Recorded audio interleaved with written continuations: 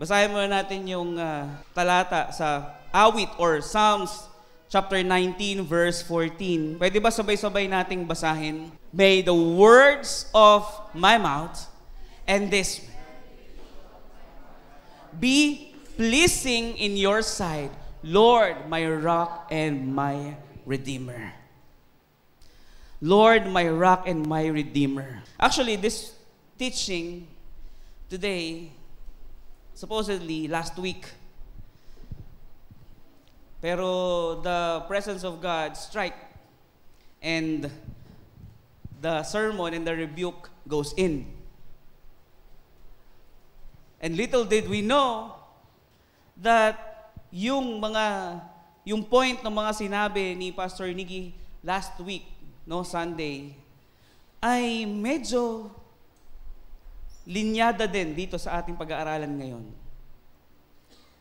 No? But don't worry, wala pong pagalit dito, wala pong sermon.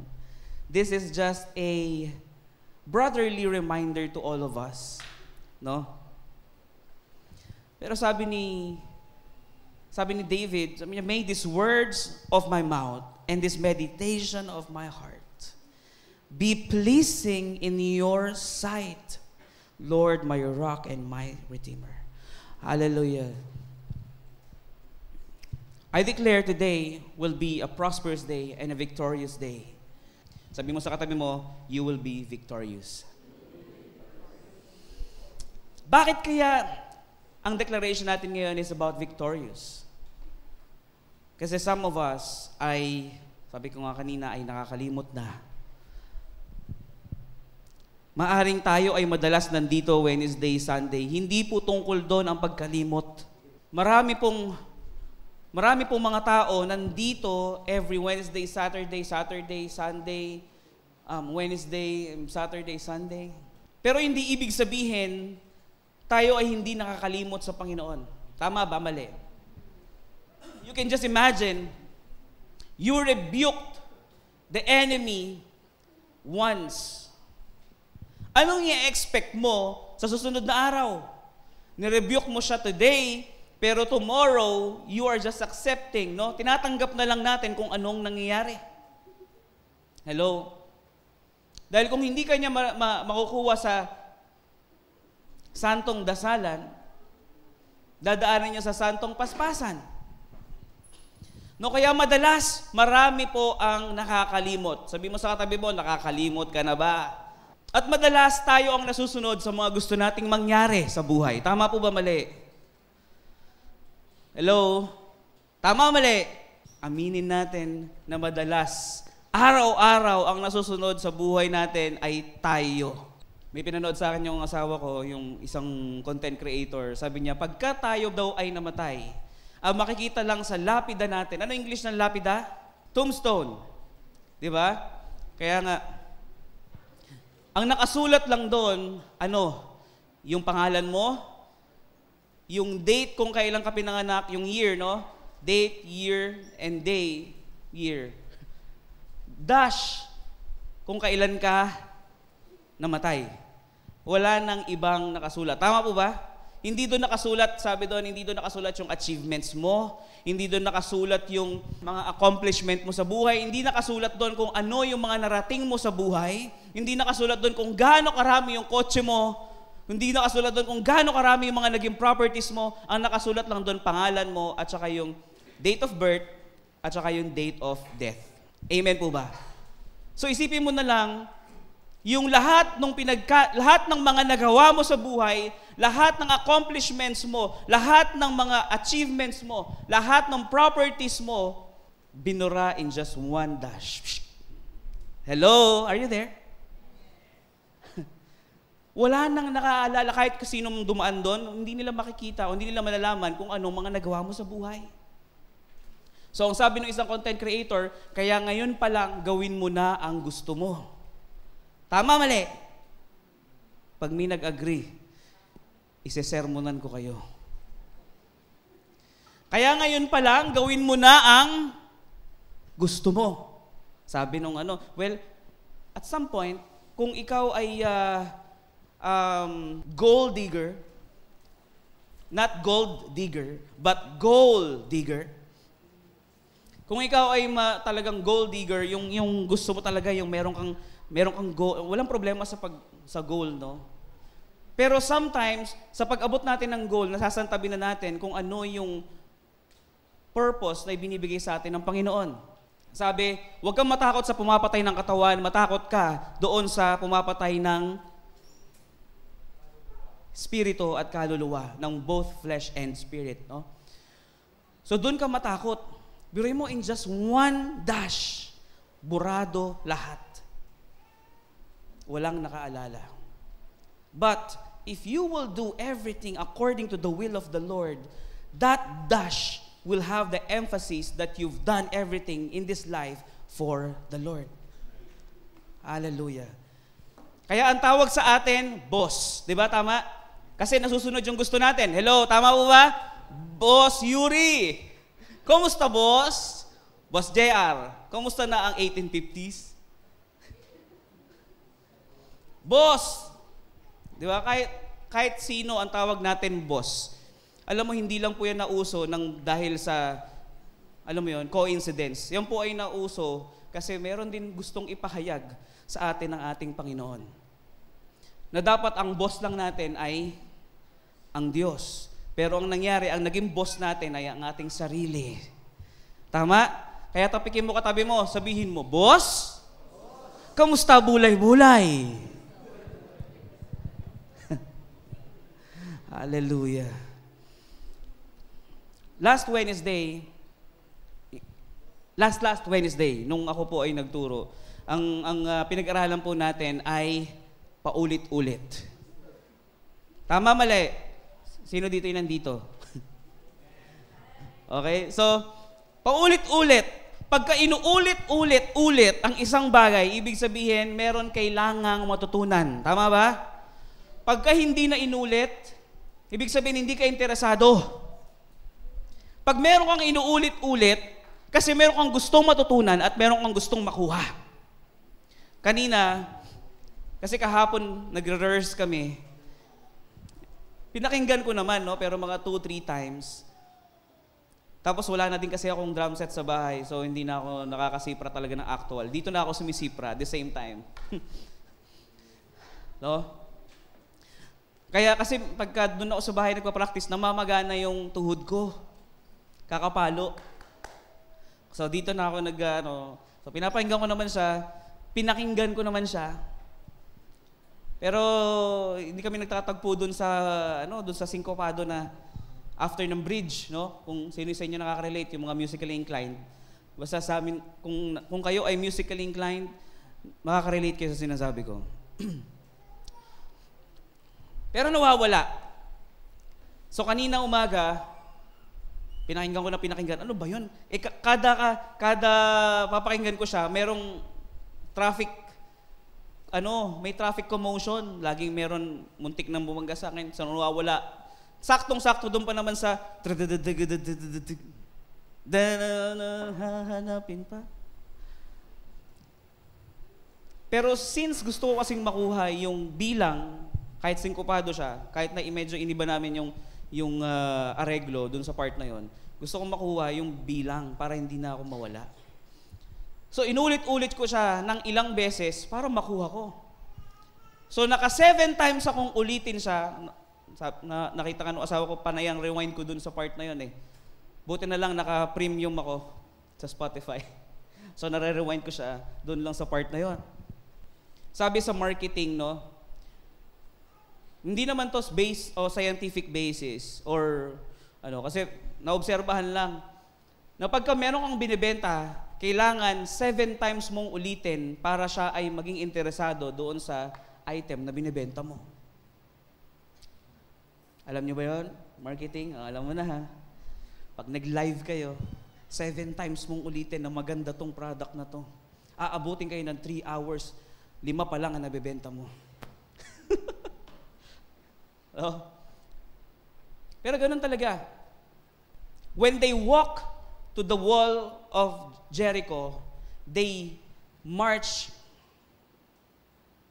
and they sing 7 times. Tama ba? Si Jesus, sabi niya, pag nagpapatawad ka, 70 times 7. Magpatawad ka. So paulit-ulit yon. May gusto siya na matutunan mo. Yan. Amen. Hallelujah.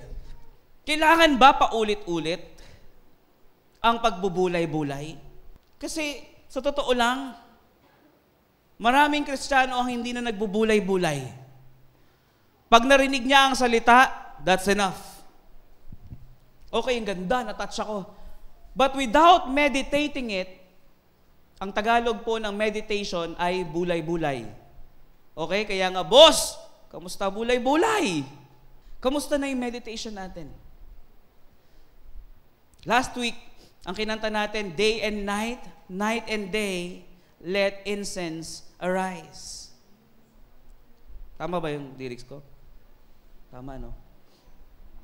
Day and night, night and day, let incense arise. No?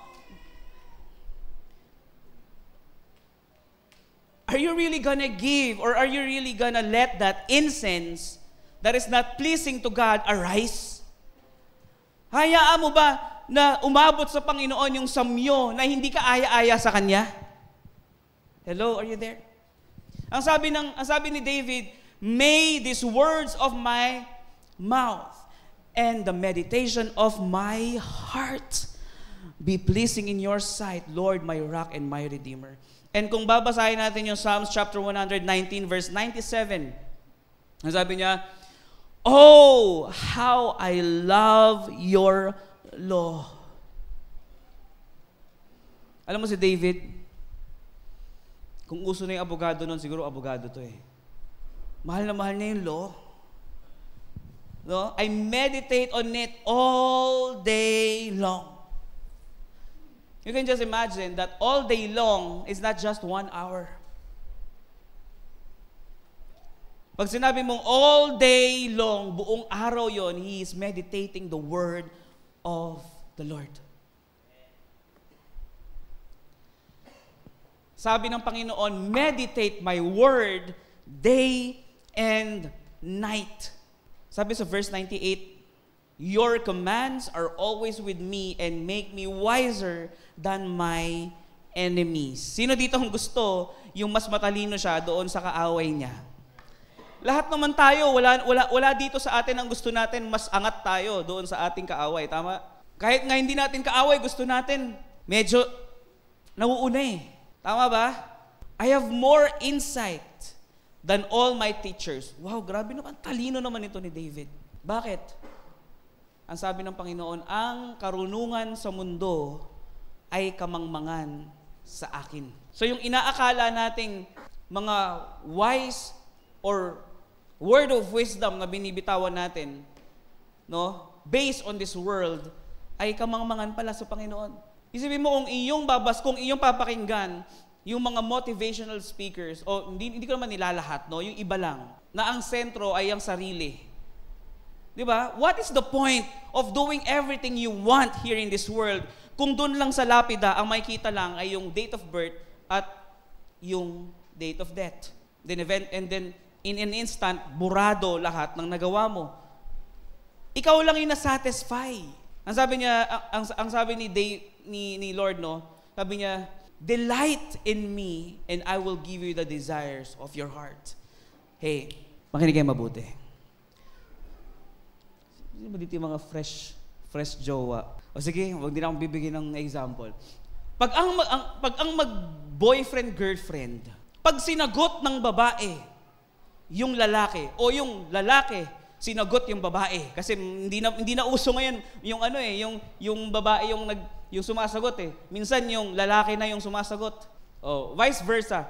Pag sinagot, pag nagkajowaan na sila, mga kapatid, saan maligaya yung both parties? Pag sinagot ako nito, naku po. Kaya nga siya naliligaw eh, kasi ang kaligayahan niya ay yung nililigawan niya. Tama?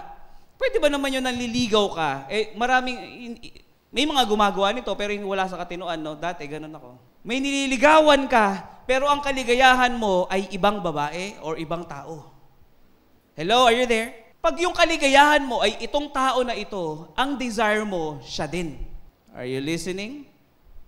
Nakukuha nyo ba? Nakuha nyo yung revelation? Pag meron kang desire, pag meron kang kaligayahan, yung desire mo ay yung kaligayahan mo. Pwede bang yung kaligayahan mo, hinahanap mo dito sa taong to, pero ang desire mo, ibang bagay? Hello? Sinabi, delight yourself. Ano sinabi sa Tagalog? Hanapin mo ang kaligayahan mo. Tama ba? So delight yourself unto the Lord and He will give you the desires of your heart. Ang interpretation ng iba dyan, delight yourself unto the Lord, siya yung kaligayahan mo, pero ang desire ng puso mo ay material things. Pwede ba yun? Naintindihan nyo? When you delight yourself unto God, siya din yung desire mo. That's the revelation to that. Siya yung kaligayahan mo eh. Meaning, siya din yung ginugusto mong makita araw-araw. Tama po ba? Make sense?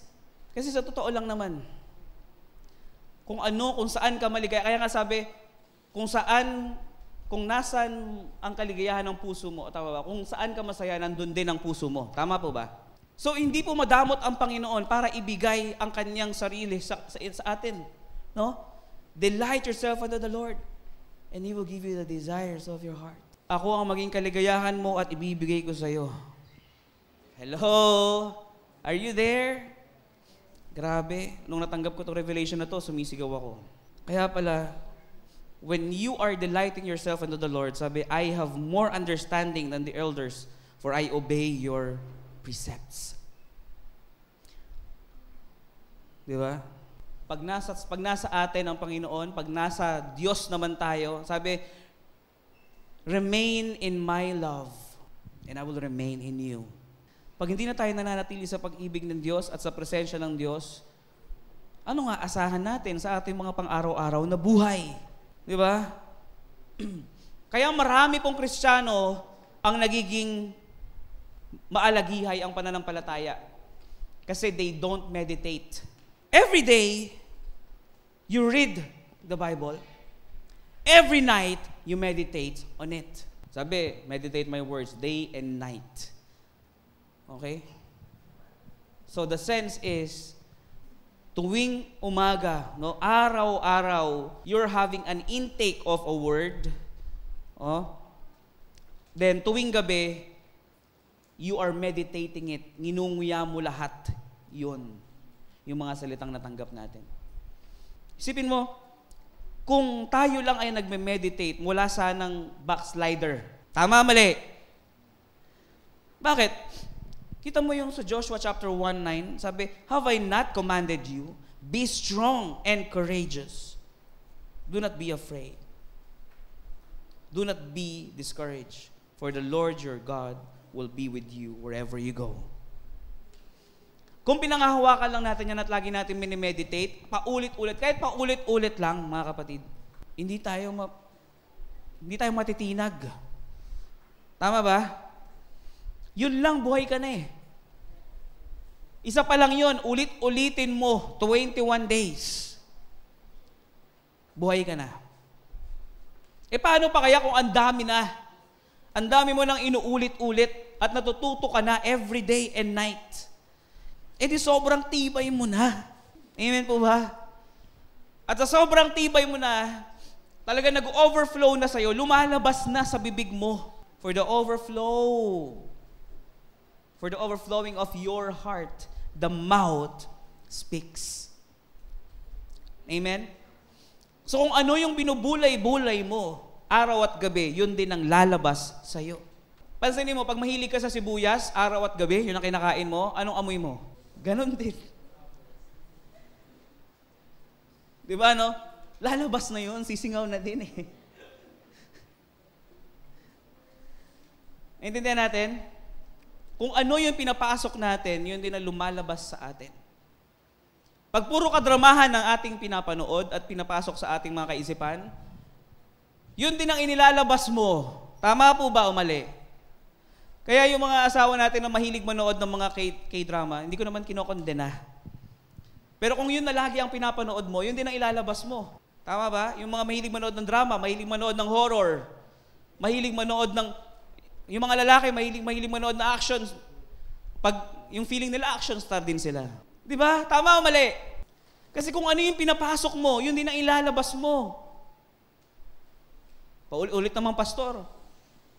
Ganun talaga kasi kung ano yung pinapasok mo, yun din ang ilalabas mo. Kailangan ba paulit-ulit? Oo, kasi kung ano yung pinapasok mo, yun din ang ilalabas mo.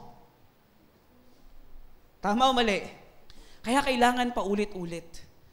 Sometimes, mga kapatid, ito pa isa, no? Madalas na-experience natin yung, alam mo yung failure, yung parang feeling mo bigo ka, yung frustration. Sino ditong may mga frustration sa buhay? It's okay. Pag nakakailang beses ka na nagfa-fail sa isang bagay, it's okay. Hindi, ang Panginoon, kung kilala natin siya, magkaiba po yung tono ng dismayado at saka sa encourager. Di ba, ang mga mahal natin sa buhay o mga kaibigan natin, pag paulit-ulit mong tinatanong, napipikon, tama? Paano nga yung ano? Na naman? Di ba, pag may social, again? Di ba, again? Bumagsak na naman ako eh. Again? Pero ang Panginoon natin, tingnan niyo mabuti ha. Just feel the difference. Lord, bumagsak na naman ako eh. Again. Nakita niyo? Nakita niyo ba? Makinig kasi kayo para makuha niyo. Ako kinikilabutan ako dun sa tono eh. Anong gusto yung tono? Nakakilabot, di ba? Magkaiba po yun eh. Hindi po, wag natin gawing distorted ang image ng Panginoon na pag bumabagsak ka, again? Ilang beses na yan, anak, again? Pero, pag tayo'y bumabagsak, ang Panginoon is like this. Come on. Again. Nung may tinuturo ako kay Bricks na tono, so nakailang ulit, no, isang ulit, again. Pangalawang ulit, again. Kasi ganun ang teacher eh. Tama? Ganoon ang puso ng tatay eh. Again. Ulit. Pag nag-gym ka, hindi mo naman agad makikita yung result eh. Sino ba dito nag-gym isang araw, naka ilang reps, ilang set, tapos feeling niya kinabukasan, ang laki na nakatawan niya. Ang pag-gym, hindi ba paulit-ulit? Kaya nga repetition eh. O ilang set, coach? 3 sets, okay. 1 set. Second set. Third set. Ano nangyari? If you want to work out something, you need to do it again and again. Hello? Now, if you want the Word of God na tumatak sa puso't isipan natin, we need to meditate it again and again. Amen po ba? Kaya marami nakaka-experience pag yung nakarinig na salita ngayon, paglabas, nakalimutan. Nakalimutan na. Hello? Di ba? Marami pong ganyan. Nagbasa ng Biblia, tapos na. Mga kapatid, ang pagme-meditate is not just an obligation that whenever you done it, tapos na. Hindi po ganun. Meditation is a training for our spiritual lives. No? Hindi yung nagbasa na ako, Lord, okay na. Hindi po napiplease ang Panginoon sa ganun. Kaya nga sabi ni David, may the words of my mouth and the meditation of my heart be pleasing unto your sight. Naiintindihan po natin? So, hindi po lahat ng pagbabasa natin ng Biblia at pakikinig natin ng salita ng Diyos ay napiplease siya. Napiplease po ang Panginoon pagka nagiging pure na yung heart natin with that words and meditation. Naiintindihan natin? Ay, grabe naman pala. Ang higpit naman pala ng Diyos. Kaya nga binigyan tayo ng ilang taon para mabuhay. Hello? Hindi ba faithful ang Panginoon? This is based on psychology and science. When you do a thing, 21 days, it will become a habit. Tama po ba? Hindi nyo ba alam yon? So, subukan mo wag maligo 21 days, masasanay ka na hindi maligo ng 21 days. Hobby na yon. Pero subukan mong wag magbasa ng Bible 21 days. Wala nang dating sa iya. Kaya nga marami kang makikita, ito based on scientific or psychology lamang, pero sa totoo lang, spiritual din yon. Biruin mo, 21 days bakante yung katauhan mo. Talagang meron ng ibang spirito maninirahan sa'yo. Tama po ba? Hindi. Hallelujah. Alam nyo, sa pag-training, pag ang coach nakikita niya, yung trainee, parang hindi niya nakukuha yung itinuturo. Ang ginagawa ng coach, inuulit niya yan. Kailangan precise. Every details of your move must be precise. Kaya nga, nung tumira ako dun sa kila Maverick. Kaya nyo ba yun? Si paring Maverick. Every day, pag may ginawa, wag na tayo lumayo. Dito lang sa GTV. Dito sa Daniel GTV, pag nagte-training sila, kailangan precise. Tama? Pagka nagkamali ka o pag hindi mo na-shoot, kailangan mong ulitin. Hanggang sa ma-perfect mo yung shot at yung move. Hello? Tama o mali? JR? Yuri? Hindi ko na isa-isahin. Kayong 5. Tama o mali? Sinusukuan ba kayo ni Daniel? Ang obob nito, ayoko na. Di ba pag nagtuturo siya, ulit, again. Tama? Pag nagkamali ka ba, sinasabi niya, ano naman? Kulit na naman? Hindi siya magrereklamo kasi he's the one training us. Ang nagrereklamo, yung tinitrain. Tama o mali? Tayo, kaya madalas tayo nagrereklamo kasi we keep on failing na hindi natin alam, tinitrain lang tayo ng Diyos. The Lord is just preparing us for something big. Ang problema, hindi natin minimeditate yung mga salita ng Diyos, kaya akala natin lahat ng failures, puro stop.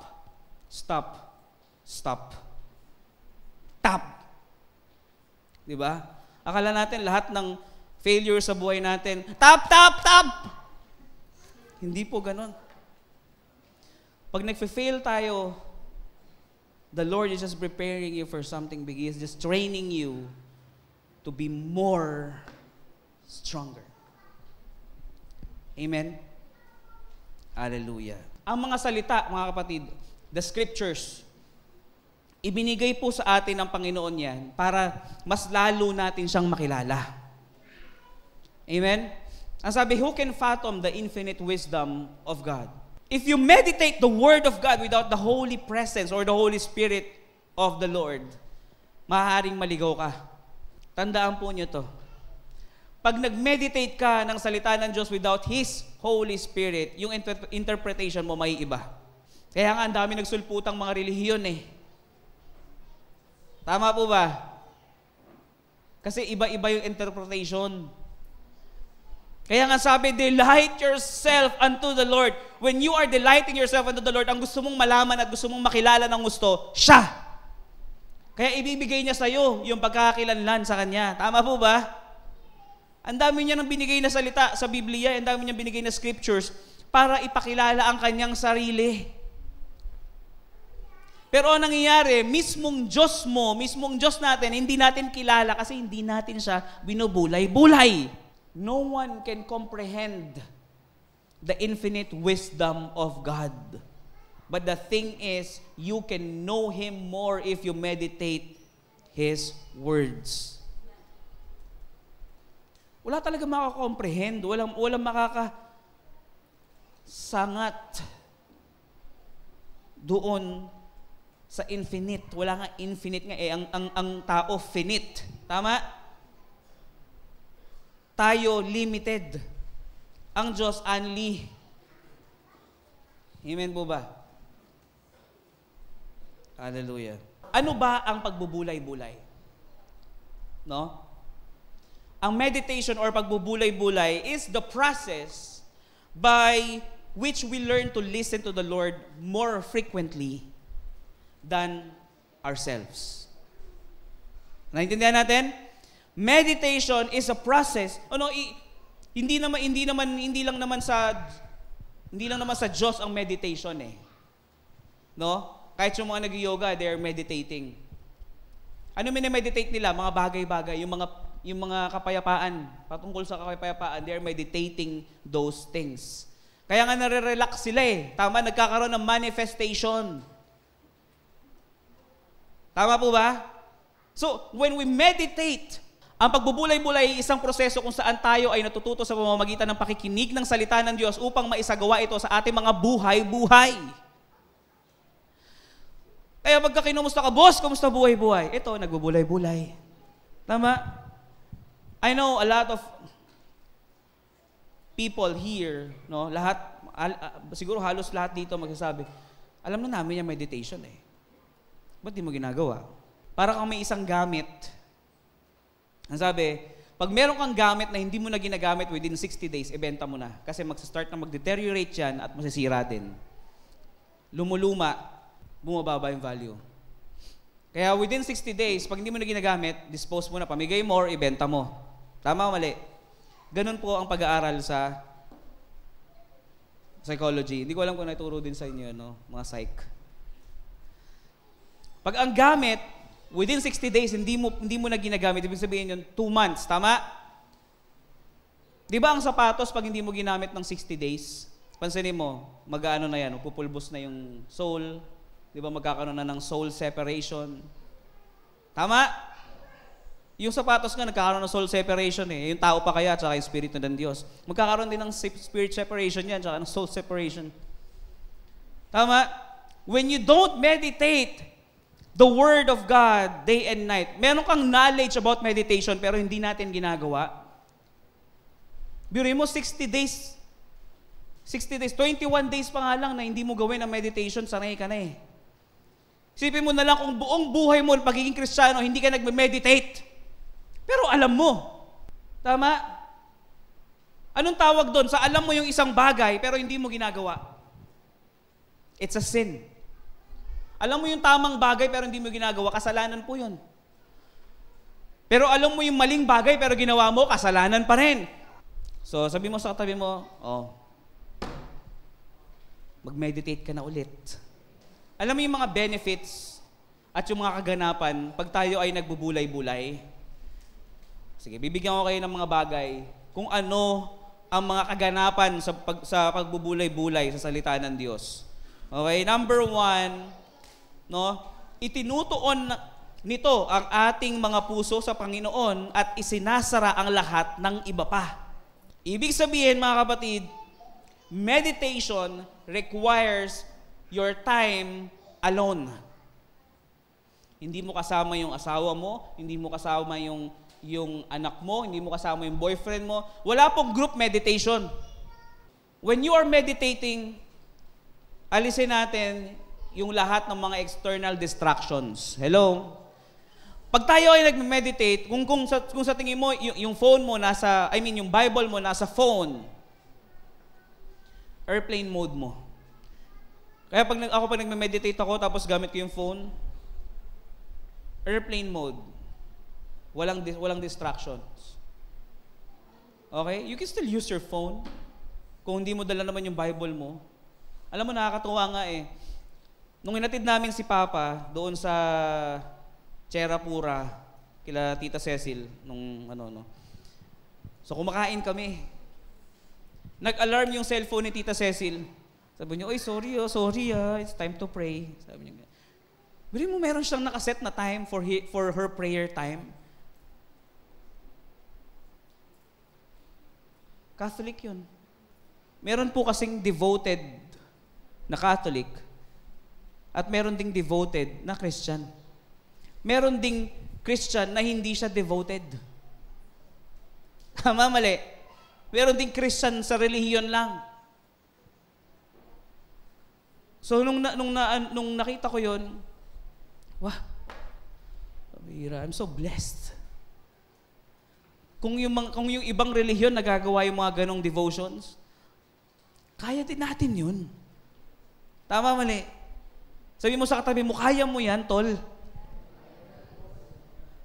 Kaya mo yan, sis. Diba? Alam nyo sa cellphone, mga kapatid, no? Papakita ko sa inyo, tuturo ko sa inyo, mga kapatid, ha? Ito, special features to ng cellphone. Alam nyo po to? Special features. Yan po ay kagamit-gamit sa ating mga cellphone. Tingnan mo. Kita mo ba? Siyempre, hindi. Ito po ay alarms. No? Nagagamit natin to pagka meron tayong gustong ipaalala sa ating mga sarili. No? Pero kung ikaw naman nakaset na yung isip mo to meditate His words, o talagang wala ka nang ginawa kundi mag-meditate, well, praise the Lord sa buhay mo. Pero kung feeling mo, sobrang busy mo, gamitin mo yung alarm. Tutunog yan. Time to pray. Time to read the Bible. Time to meditate. Tama? And then, pagka tumunog na yon, punta ka sa kwarto mo. Kung wala kang sariling kwarto, punta ka sa CR. Kung wala kang sariling CR, oo nga naman, no? Sino ba may sariling CR? Kung wala kang sariling lugar, sino ditong walang earphones? Bibigyan ko. Mambira. Lahat meron, di ba? Ibig sabihin, lahat tayo can have our own privacy. Kahit maraming tao, wear your earphones and then meditate. Kaya hindi. Pag may gusto, may paraan.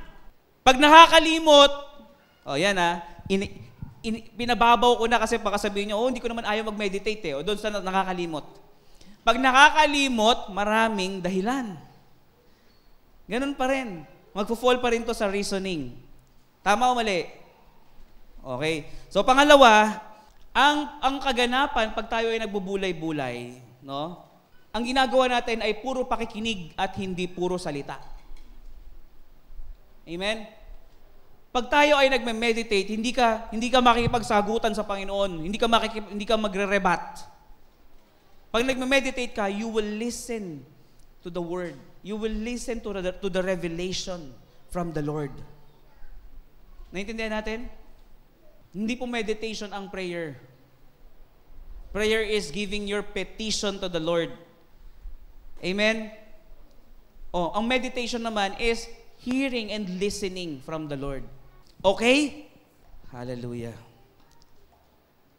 Sino dito ay naranasan ng mag-meditate? Yung makikinig lang siya. Di ba magugulat kayo, pambihira, ganun pala ibig sabihin nun? Lord, ano ibig sabihin nun? Yung, for God so loved the world that He gave His only begotten Son, that whosoever believes in Him should not perish but have an eternal life. Pambihira. Kung pakikinggan mo lang ang Panginoon na mag-reveal sa'yo, ang sabi, seek first the kingdom of God and His righteousness, and all these things shall be added unto you. Panginoon, ba't ganun? Ang daming Kristiyano nung simula di ba, nagte-testimony yung mga big time na Kristiyano, simula nung naging Kristiyano sila, ang Lord binibless sila. Pwede ba yung nakatayo ka lang, nagsisimba ka lang, tapos biglang darating sa'yo yung material things, milagro yon. Ibig sabihin, hindi po doon binabase yung anointing. Amen? So, hindi porket ang kinis ng buhok, ang lapad ng noo, ang ganda ng, di ba? Ang ganda ng gupit ko, di ba? Hallelujah. Pag minsan nyo ako nakita, mga kapatid, kasalubong nyo ako, baka matatawa lang kayo. Dahil sa gupit ko. Pero pag paulit-ulit nyo akong tinignan at tinitigan nyo ako mabuti, abay, ang gwapo pala ni Pastor. Tama? Je? Di ba, no? Sabi ko sa'yo maniwala ka na sa sinasabi ko. At alam nyo ba, ang meditation, mga kapatid, ay pinaka-importanting bagay na gawin sa buhay ng isang Kristiyano? Isipin nyo kung anong pinaka-importanteng bagay na ginagawa o gawain ng isang Kristiyano. Ano? Sa tingin nyo, ano yun? Pagsisimba? Anong pinaka-importanteng bagay na gawain o na ginagawa dapat ng isang Kristiyano? Ha? Alam nyo ba na ang pinaka-importanteng bagay na ginagawa ng isang Kristiyano dapat ay ang pagbubulay-bulay? Bakit?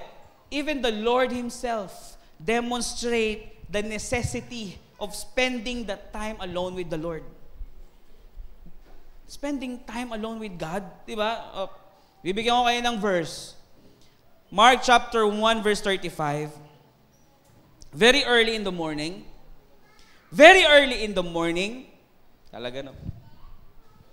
While it was still dark, di mga alas 4 ng madaling araw siguro, alas 5, no? Ay, alas 5 medyo maliwanag na no? So mga alas 3, alas 4, no? Jesus got up, left the house, and went off to a solitary place where He prayed. Yung matahimik. Hindi niya sinama yung mga disciples niya eh. Tama? Ang sabi niya, nung umakyat siya sa Mount of Gethsemane, ang sabi niya sa mga disciples niya, watch and pray. Sinama niya? Hindi. Kasi ang meditation is your time alone with the Lord. Kaya nga ang relasyon sa Panginoon is personal. Hindi po ito by group. Ang salvation, even the salvation is personal. Individual. Naintindihan natin? No, hindi porket kasama ka sa isang relihiyon, kasama ka na rin maliligtas. Hindi porket kasama ka sa isang organization, kasama ka na rin makakapasa. Tama o mali? Ang meditation ay isang individual na gawain, mga kapatid. Kailangan sarili natin. No? Sarilinin natin. Yung ginagawa nating prayer dito, it's a corporate prayer. Amen? Pero hindi porket nag-pray ka na dito, mamaya pag-uwi mo sa bahay, hindi ka na magdarasal. Hindi ka na mag-meditate. Dapat ngayon pa lang iniisip nyo na, ano bang gustong paratingin ito ni Pastor?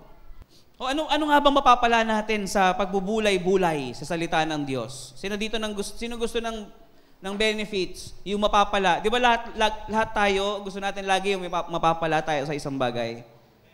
Tama? Hindi mo gagawin ng isang bagay kung wala ka mapapala. Nag-long ride ka. Anong napala mo? Naubos gasolina mo. Di ba? Naubos nga gas mo.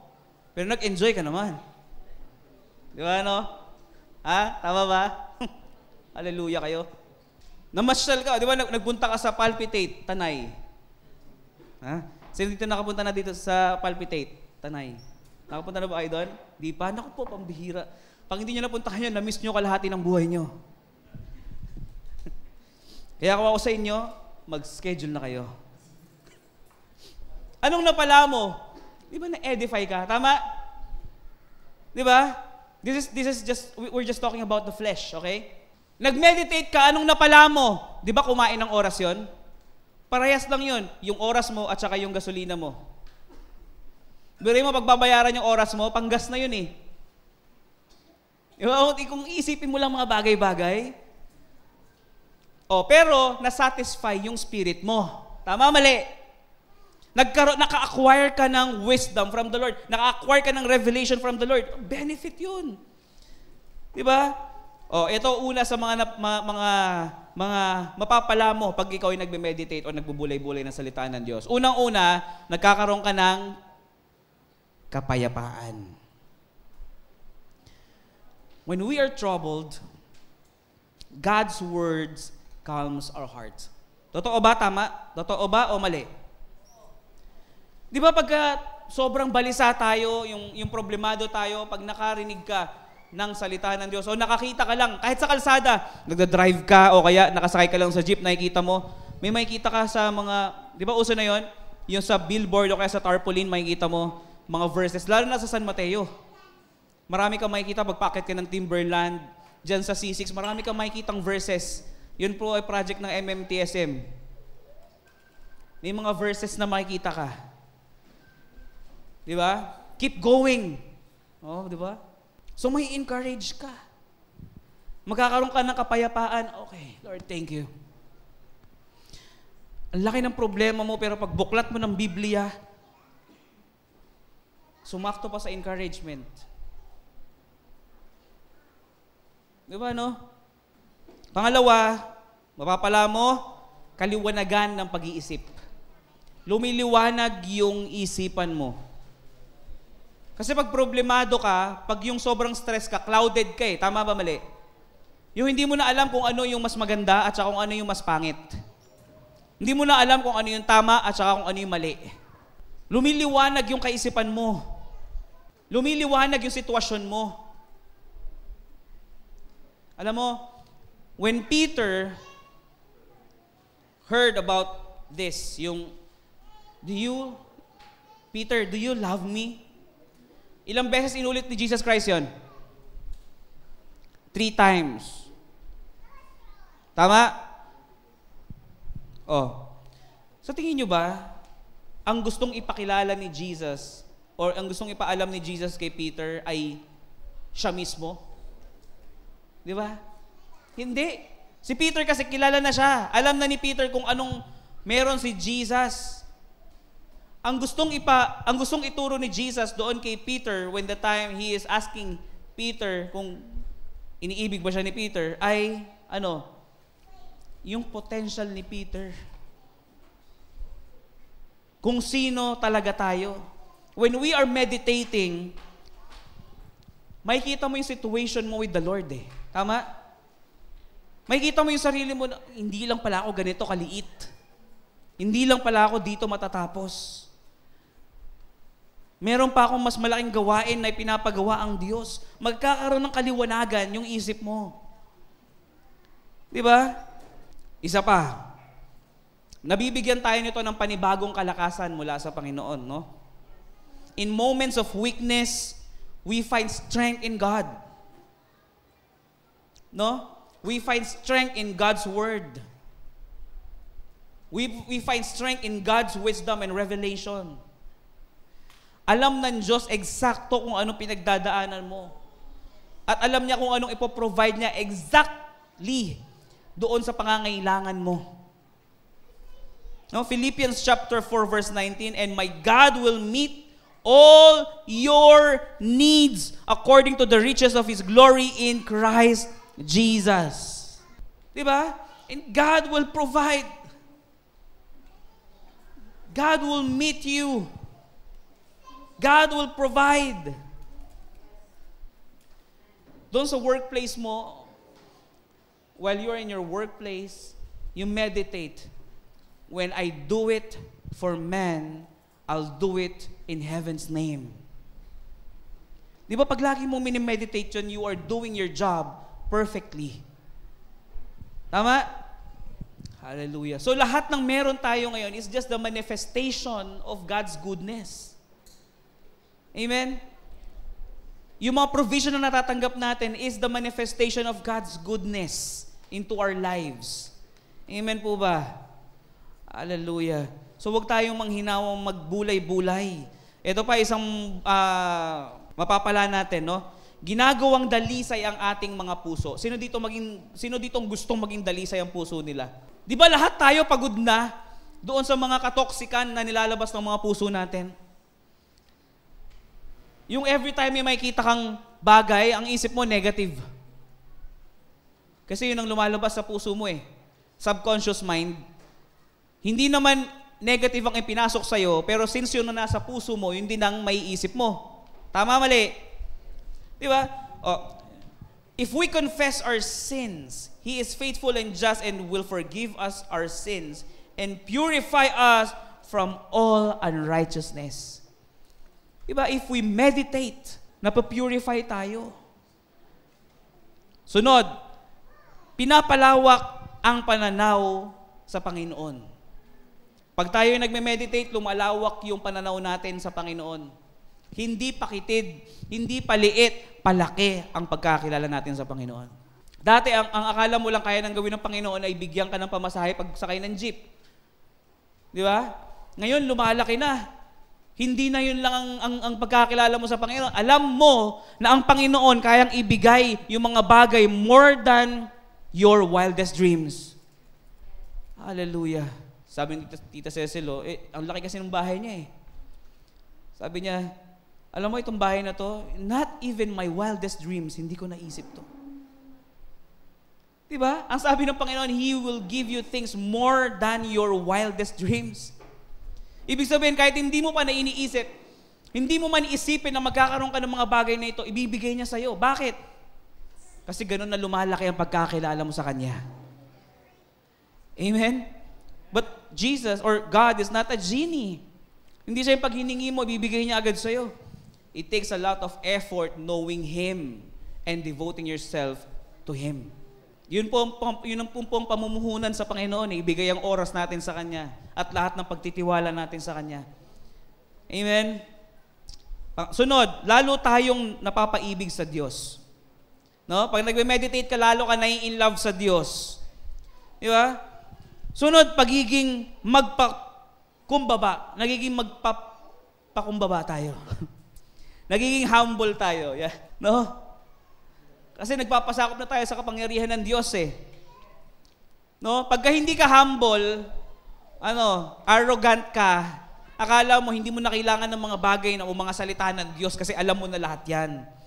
No? Lumalakas ang ating pananampalataya, pinapataas nito ang ating mga kamalayan sa presensya ng Diyos. No? Yung nagiging sensitive tayo sa presence ng Panginoon. Di ba? Kaka-meditate mo, nagiging sensitive ka na sa spirit niya. Nagiging sensitive ka na sa presence niya. Pag nagme-meditate ka or nagbubulay-bulay ka, nabibigyan tayo nito ng kagalakan. Sila ditong hindi sumasaya or nagagalak pag siya ay nagme-meditate ng salita ng Diyos. Di ba? Kita mo yung ang daming benefits ng meditation. Tama? Alam mo, lahat ng mga to, makinig kayo mabuti. Lahat ng mga benefits na pinag-uusapan natin kanina, lahat yun, yung iba binabayaran para magkaroon lang ng ganyan. Nagbabayad pa sila para magkaroon ng kaalaman. Nagbabayad pa sila para magkaroon ng peace of mind. Paano binabayaran? Nag-hire ng guards, nag-hire ng... Di ba? Kasi walang peace of mind. Walang kapayapaan. Pero sa atin, libreng ibinibigay ng Diyos ang lahat ng ito pag tayo lang ay nagbulay-bulay. Nakuha natin? Biruin mo, nasa iyo na pala ang kapangyarihan, hindi mo lang ginagamit. Sipin mo yun? Alam mo na pala, pero hindi mo ginagawa. Alam mo na importante ang mag-meditate. Para na sa ganun, di ba? Day and night, night and day, let incense arise. Di ba? When that incense arise, it should be pleasing unto God. Di ba? Paano magiging pleasing yon? Ano kailangan natin gawin? We need to be purified. We need to be purified. Kailangan yung mga puso natin dalisay na inaalay sa Panginoon. Alam mo, ang Diyos hindi tayo pababayaan. Hindi tayo pababayaan ng Diyos. Maniwala kayo sa akin. If you go to church, no, because you want a financial freedom, it means your God is money. If you give your tithes and offering because you want a financial breakthrough, it means your God is money. If you do good things because you know that God will repay you material things, ibig sabihin, your God is material things. But if you go here inside the church, you want to listen to the word, you want to learn something from the Lord, ibig sabihin, your God is God. You give your tithes and offering because you want to obey the principle of giving your tithes and offering. It means your God is God. If you're doing something because you want to please the Lord, it means your God is God. Hello? Are you there? Alam mo, makikita mo talaga sa motibo ng isang tao kung sino Diyos niya eh. Bakit ka nagbibigay ng tithes and offering? Kasi gusto ko magkaroon ng magandang bahay. Gusto ko, ibig sabihin, yun lang yun, inaasahan mo. Hindi mo ginagawa yun dahil sumusunod ka sa prinsipyo ng Diyos dahil gusto mong ma-please siya sa'yo. Magkaiba po yun. Kaya nga, importante po ang meditation para maging malinaw sa'yo ang mga bagay-bagay. That you are doing things not to please men, but to please God. You are doing good things to others, not to please them, but to please God. You are loving one another. We are loving one another, not to please men, but to please God. That is giving the incense. Hallelujah. That's offering your incense, a pleasing sacrifice unto God. Nakuha po natin? You are meditating the Word of God, not to please us, or not to please other people, but to please God. Nakuha po natin? Sinong piniplease mo ngayon? Ang Diyos ba? Ang sarili mo? Ang ibang tao? We want to please God. Amen? When we read the Bible, mga kapatid, last and we will close. Pag binabasa natin ang Biblia, huwag natin pagganahin agad yung isip natin, ganun pala yun. Take time. Take time to meditate. No? Kumuha tayo ng oras natin yung tahimik talaga, yung wala tayong ibang maririnig. Kasi mga kapatid, pag nagbubulay-bulay tayo, tas ang dami ng ingay na maririnig, baka ang ma-meditate mo yung mga ingay sa kapitbahay mo. Imbis na Word of God, may narinig ka, nag-aaway, yun na yung kukwento mo sa kapitbahay mo. Doon sa kaibigan mo, sa churchmate mo. Alam mo, kagabi, nag-meditate ako. May nagsuntukan doon sa kanto. Narinig ko kasi nagsisigawan eh. Yung churchmate mo naman, yung brethren mo, grabe. Binidyohan mo. Hindi eh. Narinig ko lang. Di ba? Imbis na Word of God ang ma-share mo, ang na-share mo yung chismis doon sa kalsada. Nakuha natin? Kaya nga, ang sinasabi ng Panginoon, maghanap kayo o kumuha kayo ng lugar o lumugar kayo kung saan tahimik. Kung hindi nyo kayang maging tahimik sa bahay ninyo, kumuha kayo ng earphones, makinig ka na lang ng worship songs. Di ba? Wala ka na ibang maririnig nun. O kaya yung, alam mo yun, yung instrumental lang, pwede naman eh. Parang magkaroon ka ng sarili mong mundo. Di ba? Kita nyo yung mga naka-earphones para may sariling mundo, kinakausap mo, hindi sumasagot. Ibig sabihin, pwede. Mag-meditate ka, gamit mo earphones mo. Tama? Pag gusto, pag nakalimutan, maraming dahilan. Di ba? Parang ako sa asawa ko, pag yung may sinasabi siya, nakalimutan mo na naman yung kasi, di ba? Dami kong dahilan. Pero pag naalala ko, walang dahilan. Hindi mo kailangan magdahilan.